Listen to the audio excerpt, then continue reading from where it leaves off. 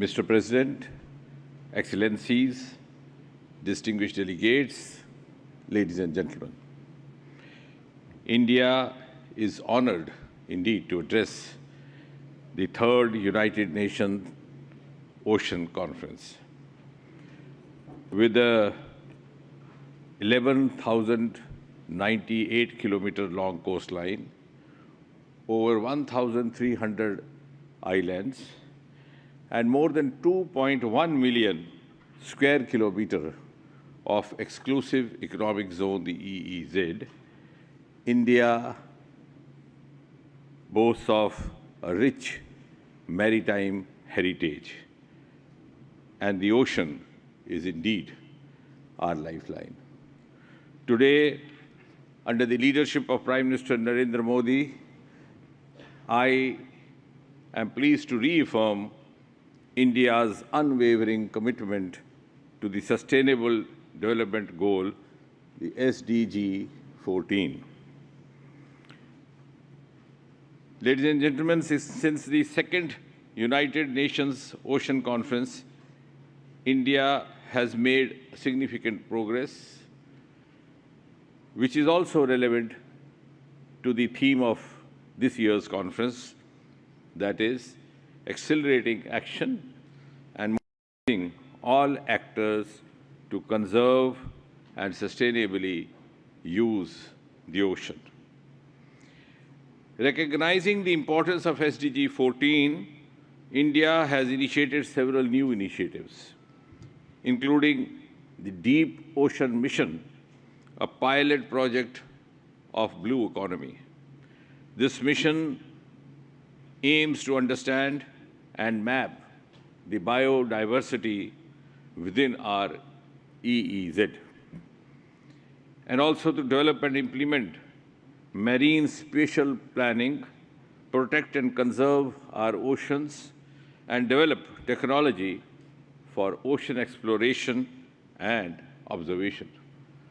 Additionally, it also supports the climate change studies and more than that too. Ladies and gentlemen, India has already signed the Biodiversity Beyond National Jurisdiction Agreement and is currently in the process of ratification. This step underscores our commitment to conserving marine biodiversity in areas beyond national jurisdiction. Dear delegates, the marine pollution, particularly the plastic pollution, remains, as we all know, a global challenge. Our efforts align with the Ocean Action Plan 4, which focuses on preventing marine pollution from land-based sources.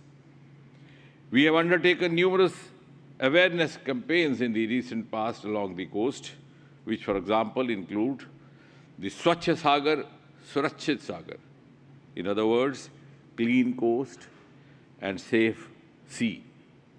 This campaign aims to reduce the impact of marine debris on coastal biodiversity and inspires the community to adopt eco-friendly habits and become marine conservation advocates by engaging citizens across all age groups and across all sections. Ladies and gentlemen, I am pleased to report that under the leadership of Prime Minister Narendra Modi, India has taken a proactive stance in championing numerous ocean-related initiatives. These include the Pradhan Mantri Matsya Sampada Yojana, which aims to modernize the fisheries sector. The Sagarmala program, which focuses on developing and enhancing maritime infrastructure to promote coastal community livelihoods and deep ocean mission. Furthermore, we have established state-of-the-art ocean information services which provide data, information, and services, including the multi-hazard early warning mechanisms for storm surges associated with tsunamis and cyclones, freak waves, and also the rising sea levels, not only to our country, but also for the entire region and beyond.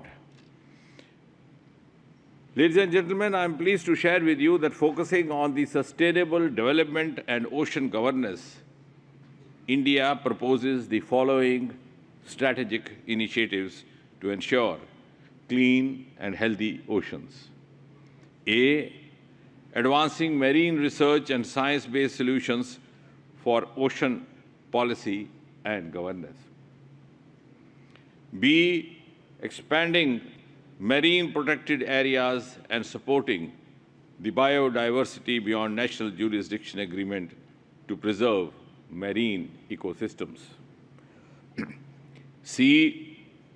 Reducing marine pollution through effective wastewater management and adoption of circular economy principles. D. Enhancing coastal resilience by integrating ocean-based climate solutions to mitigate the impacts of climate change. E. Promoting environment-friendly ocean renewable energy sources. And F. Empowering communities by incorporating indigenous knowledge and integrating coastal communities into policy frameworks, ensuring inclusive and equitable ocean governance. Ladies and gentlemen, India supports the Nice Ocean Action Plan, which prioritizes actionable outcomes, innovative financing, and inclusive partnerships to achieve the goal of SDG 14. India also stands ready to collaborate with all the stakeholders, including governments, including civil society, including private sector, and including the indigenous communities to build a sustainable, resilient, equitable ocean future for the mankind. You would agree with me that the ocean is our shared heritage, ladies and gentlemen, and India's progress reflects our steadfast commitment to advancing SDG 14. I, on behalf of India, express our deepest gratitude to the Presidents of France and the President of Costa Rica for their visionary leadership in co-hosting UNOC 3, and to all the distinguished dignitaries and high-level delegations in this room for their unwavering dedication to the cause of oceans. May I conclude with a call. Let us all unite to ensure a sustainable, resilient ocean future. Thank you, ladies and gentlemen. Thank you, Mr. President.